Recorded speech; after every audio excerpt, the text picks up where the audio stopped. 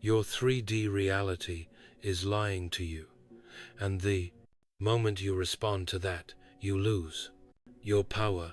You see, there's a sort of trap built into the manifestation process, and almost everyone falls for it because it's natural to do so. You start visualizing, you feel it in that moment, that spark of power, like this time it's really happening, and then you move back out into your physical world, and something in the 3D sucks you back into the illusion. Maybe a bank statement, a text, a rejection, an old pattern that shouldn't even be there anymore resurfaces. And just like that, you slip. You start second-guessing everything, including your own power. You react. Sometimes you even spiral, and you negotiate with the very version of reality that you're trying to leave behind. And that's the trap. And if you don't catch it, if you don't know how to stand your ground, you'll keep reinforcing and recreating the exact thing that you're trying to break free from, because that trap is overriding your inner world. We sometimes allow what we perceive with our senses to be more real to us than what we create in our minds, in our imagination. And until you create a shift in that 3D experience, which then creates a belief that you have the power to do it, which then creates more shifts and more beliefs in your power, this cycle can feel impossible to break. So, how do you override the 3D when it appears to be so powerful? In this video, you're going to learn how to stop letting the 3D reality hijack your future. You understand why that reaction loop keeps showing up and how to end it, and you're going to discover how to hold your vision with such certainty that life has no choice but to bend around it. Because when you stop negotiating with the 3D, you step into that powerful identity that creates it. So let's begin. Let's be honest. The 3D appears real on all levels. You can see it, touch it, hear it, smell it, and taste it. It's loud. It's in your face. It's designed to feel like the final say. In fact, it's so immersive, it's like being inside the most advanced video game ever created. One where the graphics are flawless and the pain feels personal. And just like a simulation, it responds to your input. It's only that those responses are on a bit of a delay. Your physical senses are like the headset, but your imagination is the very actual controller. That's where your real power lives. So when the outer world throws something at you, it's easy to forget that it's just the echo of old thinking and imagining. It's not the next level. It's the level you're working to overcome. So why does it feel so hard to hold the vision when the 3D shows something that we don't like? Why does one moment of reality, one text, one look at your bank account, one argument make you want to throw everything out and say, maybe it's just not working? It's because your ego mind is still trying to run the show. The ego lives in the left brain, the part of you obsessed with logic, patterns, and proof. It likes to scan the 3D for confirmation that things are going your way. And when it doesn't see it, it panics. It wants to react. It wants to fix. Basically, it wants to survive. But the 3D isn't actual reality. It's just a projection of your mind. It's like a simulation. Remember, it's just the past. A projection of who you used to be. And when you can think of it in those terms, it helps you realize that your character has the ability to level up. Once they remember and embrace their power, the only thing that creates the future is your imagination. And imagination lives in the right brain, the creative mind, the part of you disconnected from the game, the infinite, timeless, truth, knowing part of you. And until you choose which mind you're loyal to, you'll keep bouncing between creation and collapsed physical reality. So right now, you get to choose. Do you let the ego interpret the 3D and drag you back into an old loop? Or do you let the creative mind lead and let the 3D catch up later? In other words, will you stay in your creative mind long enough to make the internal shift so that you see the 3D shift as well? Because the creative mind knows it can hold a vision. It does not need proof, because it enjoys those imaginal acts, just because they're fun to entertain to itself. That's all the proof that's needed. And the second the ego submits to that higher command, a complete shift in reality can and will take place. But insight alone isn't enough. Just knowing that this is how it works isn't always so effective when you're drawn back into the game of life. So you have to make a decision of who you're going to be from this point forward. And you have to work to override the old ego identity every chance you get until that change becomes embedded in you.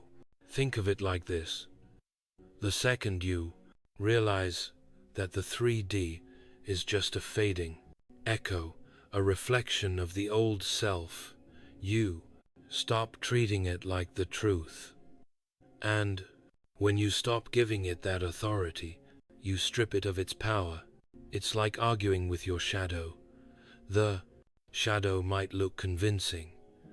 It might appear to be real, but it has no real substance, no future. It's only there because of an old position of light. So when you stop reacting to it, I remember that it's just the past, playing itself out. You step out of the old 3D feedback loop and back into creation. So the whole name of the game is to step into your power, to take the power away from the outer world. If you don't like it, you can even call it a simulation if that helps your brain process this. So you stop chasing things. You stop begging the simulation to show your progress, because you know you have the fine power to program it to do so. You stop reacting to every twist and turn like it holds authority over you, and you start choosing your new life over and over again. I personally tell myself I do not negotiate with the 3D, so that becomes your stance, your energetic posture, the new code, your new default. And when you start doing this, you're the one setting the tone. You become the one who's in charge of the game. You're the one the outer world learns to respond to in precise ways. When something unwanted appears, take authority over it. You can say to yourself, this is just an old echo. This is just residue, and I'm not playing with that version of the game anymore. I do not negotiate with it. I have reprogrammed this illusion to fit my will, and you stay grounded in your decision and your vision, and the longer you hold that posture, the faster the world begins to mirror back the truth of who you've become, and then it will become more natural to you. You will see the proof. You'll wake up each morning knowing that the day unfolds in your favor, and in the same ways that you feel like you have negative reactions to life now, you'll begin to have one positive reaction after another to your new life. One joyous moment after joyous moment to celebrate. So how do you actually make this shift? In the moment when the 3D feels loud, emotional, and immediate, here's what you do. You pause. You acknowledge the trigger. And then, instead of reacting, you ask yourself, is this evidence of who I was or who I've now decided to be? That one question can help you completely pivot and take your power back. It breaks the trance that the 3D world can sometimes put on us. It separates you from the old script and drops you back into your role as creator. Then you just reset. You return to the Bryant vision. You return to the chosen reality in your mind. You remember who you are. This is how you train the subconscious mind to follow your lead. And over time, it becomes automatic. You may still feel the 3D pull initially, but you won't fold. You'll recognize the test to move past this level, and you'll stay in your truth. Because now you know you're no longer the one reacting to the old world.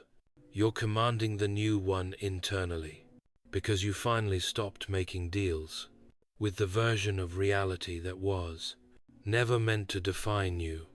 You stopped trying to negotiate with what you were born to evolve past. So now that you have this information, let's integrate all of this with a powerful visualization process. Because you didn't come here to fix the old version of you, you came here to help it evolve. This journey was never about micromanaging your reality. It was about becoming the version of you who doesn't need to. So now we let the old identity dissolve away. Close your eyes for just a moment and just allow your mind to go into that imaginative space where all creation begins, where all is peaceful and calm, and you can just relax in knowing music. And now I want you to picture this. You're standing in front of a beautiful mirror outlined with a golden frame. Music, and in the reflection, you see the version of you who used to negotiate with the 3D reality, the one who allowed that old illusion to be in charge of life. Music, the version of you who bent to what was visible and what was spelled with the senses. Music, who doubted when things didn't show up fast enough, who shrank at the first sign of resistance. Just get that visual in your mind now. Music, and it's okay. That's a version of you that's learning to evolve. Music, and now maybe you can sense something new taking place. That version of you is ready to let go, to grow into a stronger, more powerful version of you, into the version who bends the 3D at will. Music, and then, as if guided by something higher, maybe you can see or sense a soft golden light beginning to rise from behind the mirror. It washes over the glass, warm and radiant, and wherever it touches, the old image it becomes less and less defined, like steam slowly dissolving on glass. Music, the version of you who didn't know any better, who negotiated with the 3D, is being rewritten in real time, being evolved, upgraded, infused with power, music. And so the reflection changes. Music. And now in its place, you can see your new reflection, the version of you who holds the vision, no matter what. The one who does not fold. The one who doesn't ask reality for permission to believe. The one who creates first and lets life catch up later. Music. And as the reflection transforms, so do you. And you may even feel the light from the mirror moving through you now, gently but unmistakably, infusing your body with strength, clarity, and certainty. Music. It's like remembering who you are, not learning it, but remembering it. Music. And every cell in your body is aligning with this version now, the one who no longer negotiates, the one who no longer bends, the one who's in their power, and who creates and knows. Music. And just breathe into that for a moment, and feel the authority and the power that comes with it, because this is who you've been becoming the entire time. Music. And now say softly, but with authority, either in your mind or out loud. Loud. The old me has dissolved. I no longer negotiate with the 3D. I step into my power and create my reality with my intention and my imagination. Music. Anything that does not align is instantly revised in my mind. The one and only true reality. Feel the way your energy holds differently. Now, rooted, certain, activated. This version of you does not wait for evidence, because all evidence of new creation is within you. Music. And when you're ready, you can open your eyes and feel how this activation is taking hold of you. Music. You can even seal it in your subconscious mind by putting in the comments, I no longer negotiate with 3D reality, and then carry this frequency like a signature. It's a return to who you truly are. From this moment forward, you no longer reach to match your reality. Your reality reaches to match you, and it will rise because you have. From this space, the 3D must bend to your will. Music. Music.